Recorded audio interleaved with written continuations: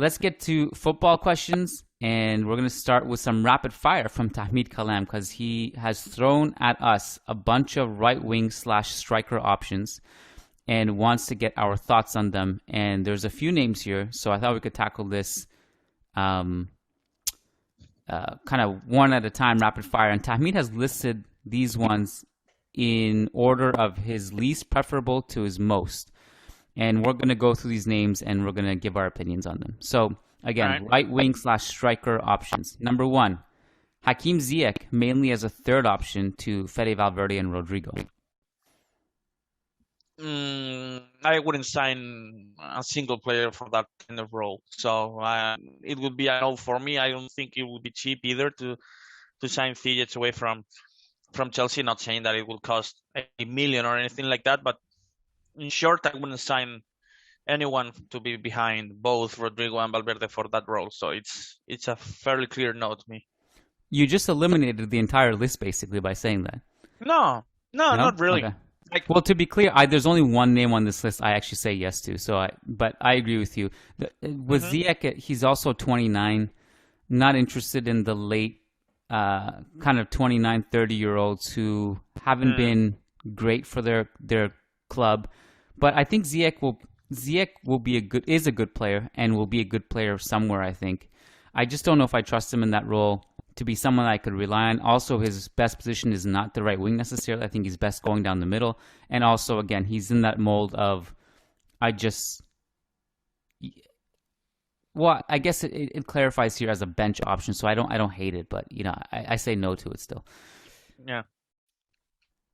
Second one is Nabil Fakir in a Ceballos swap as a third option at right wing and as a Modric sub. Fekir to me is a more interesting player than Ziak. He's already been proven in La Liga, so he would be a good candidate for Madrid. But I don't think a Ceballos swap is realistic at all. I don't think Betis would accept such a move. So they would probably require Real Madrid to throw some cash. And again, I don't think Real Madrid should spend 20-30 million on a player who's going behind Rodrigo and Valverde both. But Fekir would be a much more interesting option than Ziak in my book. I agree. I kind of, part of me thinks that also just because he's a proven La Liga player and also he doesn't have to be a starter. Not that Ziak would have to be a starter either, but I kind of am intrigued by Fekir. Fekir has been lights out in La Liga for a while, and he's a great creator. Hold on. If Betis were going to accept a Ceballos swap, I would say yes. That's my.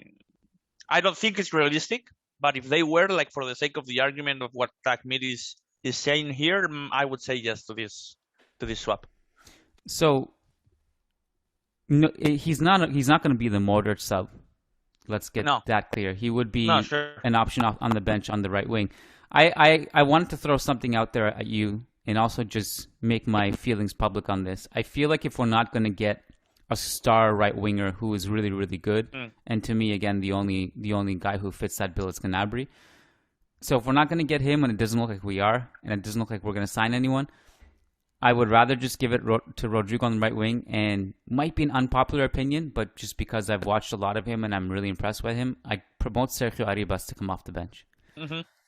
And so if I don't hate Fekir, but also I'd also be interested in giving Arribas a big role next year off the bench. It's not going to happen. That's just my hunch, and it's not a realistic hunch because I know Ancelotti won't do that. But it's just something that I would look at as an option for next season. But Kian, maybe I'm overrating Fekir a little just because of the fact that he plays for Betis and all. I think Fekir could compete for the starting spot with Rodrigo at least only next season. Until Rodrigo takes another leap. I think Fekir is that good, really. So yeah, he is. No, you're not overrating him. He is actually probably one of the more underrated players in La Liga just because he plays for Real Betis. He is one of the best wingers in the league. He is great. I think he would be an interesting upgrade to the squad for sure. And again, if the swap is even if they need or if they ask, I don't know, 10, 15 million to do this swap, I would probably take it. I think Fekir is good enough to to start in Rodrigo's spot at least 1 or 2 seasons, and then be a super sub once Rodrigo takes the next leap. I'm intrigued by the possibility of, well, not the possibility. I don't think it's a realistic target, and there are no reports saying as much.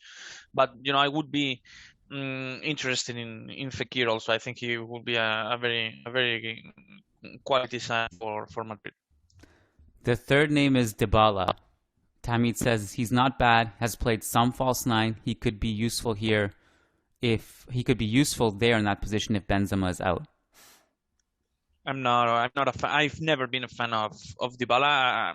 Just today, the report saying that from Tuttosport, by the way, who are a very reputable media when it comes to Juventus news.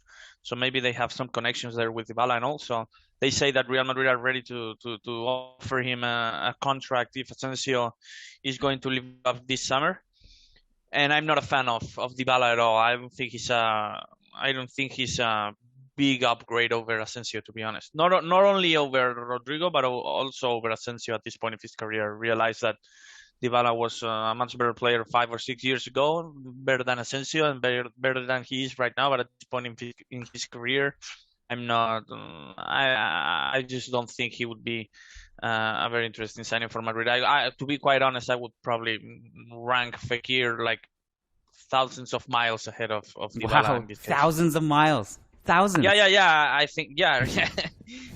I think he's way better than Dybala at this point. Okay, so I say no to Dybala very, very easily. Maybe not for the exact reasons you said. I actually like Dybala as a player. I think he's a good player. But he's too good to be a false nine as a Benzema backup, and he's not a pure right winger, and I don't really see where he fits. So that's why I say no to him. If I'm Barca, I could see why you would actually go for someone like that. But even then, I'm not sure. Yeah. Speaking of Barca, the fourth name is Usmandembele as an FU to Barca. Like, I'm not against it, to be honest, and not because of the recent Takmid mentions. I think when fit, he's a very useful player on the wings. So I truly believe that he would be an interesting candidate. I will. No spoilers, because we're going to discuss the other names a bit later, but I would put him ahead of some of the players Takmid throws at us behind him. So I would probably put Dembele as an interesting candidate, although I think the salary demands and probably the role he would require would be a problem for Madrid in this context. I say no for 2 reasons.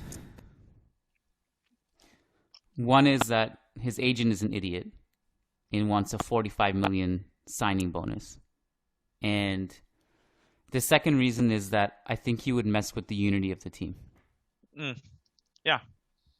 And we have no guarantee he's healthy.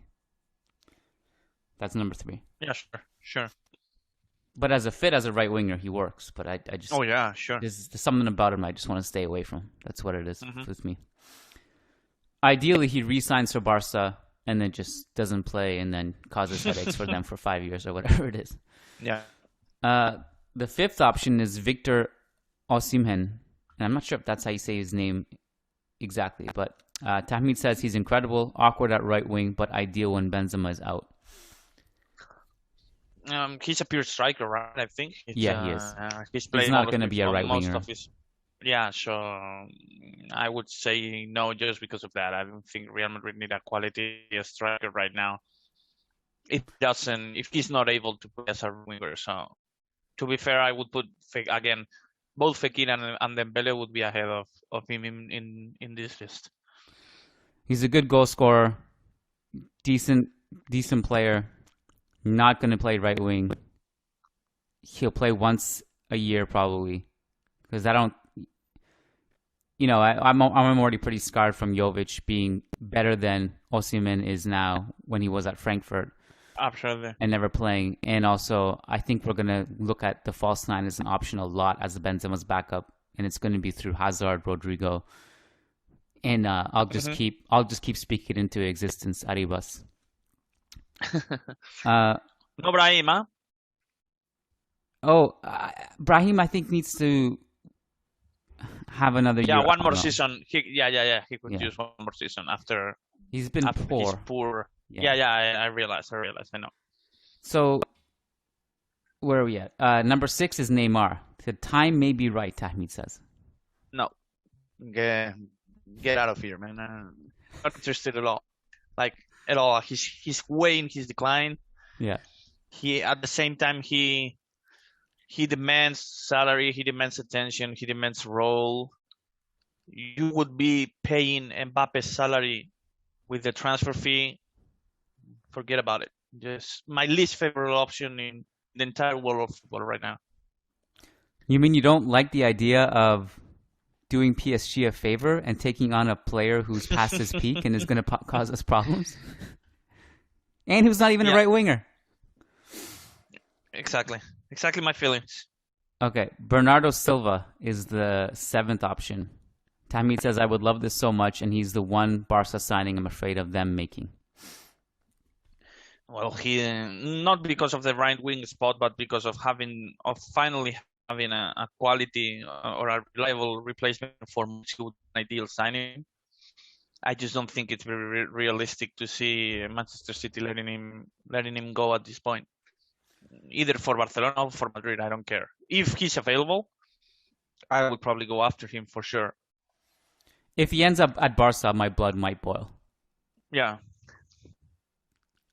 He was the only one on the list that was an immediate yes for me.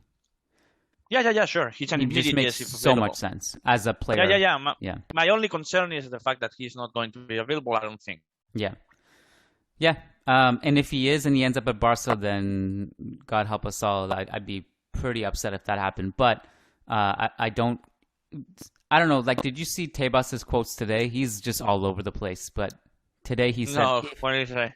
The quote was, I only saw the English quote when I read the English quote, I thought maybe the translation is a little bit weird. But he said the English quote that I read was, if Barcelona exercise their financial levers, then they can sign Lewandowski and Bernardo Silva. That's what he said. Mm-hmm. And